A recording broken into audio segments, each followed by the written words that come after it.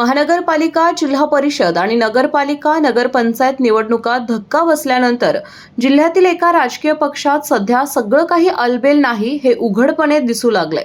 निवडणुकांनंतर काहींनी पक्ष सोडला, काहींनी पदांचे राजीनामे दिले। त्यातच दुसऱ्या पक्षात जाऊन काहींना पद मिळाल्याने एका राजकीय पक्षातील एका नेत्याने आपली खदखद सोशल मीडियाद्वारे चव्हाट्यावर मांडली। बाहेर सर्व काही अलबेल असल्याचे दाखवले जात असले तरी अंतर्गत पातळीवर मात्र धुसफूस असल्याचं पुन्हा उघड झालंय। आज सकाळी जवळपास 9:50 सुमारास जिल्ह्यातील एका पक्षाच्या जिल्हा प्रमुखांकडून व्हॉट्सअपवरचं एक स्टेटस ठेवण्यात आलं। यामध्ये उद्ध्वस्तरावांची शिल्लक सेना या मथळ्याखाली वाघाच्या पिल्लाला बाटलीतून दूध पाजणारा फोटो देखील लावण्यात आला होता। म्हणजेच वाघासारखा असणारा हा पक्ष आता किती कमजोर झालाय हे बाटलीतून दूध पिणाऱ्या वाघाच्या माध्यमातून दाखवण्याचा प्रयत्न केला।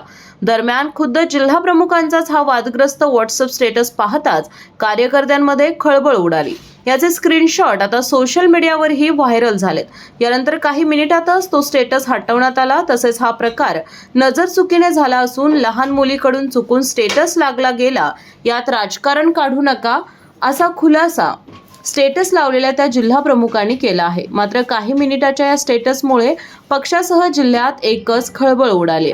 दरम्यान ते जिल्हा प्रमुख ज्या पक्षाचे कामकाज करतात त्या पक्षाची जिल्ह्यासह राज्यात किती ताकद आहे हे सर्वश्रुत आहे आणि नेमके तेच वास्तव या स्टेटसमधून अगदी मार्मिक स्वरूपात दाखवण्याचा प्रयत्न केलाय। पण हा संदेश उद्ध्वस्त नेत्यांपर्यंत पोहोचला असणार हे मात्र निश्चित।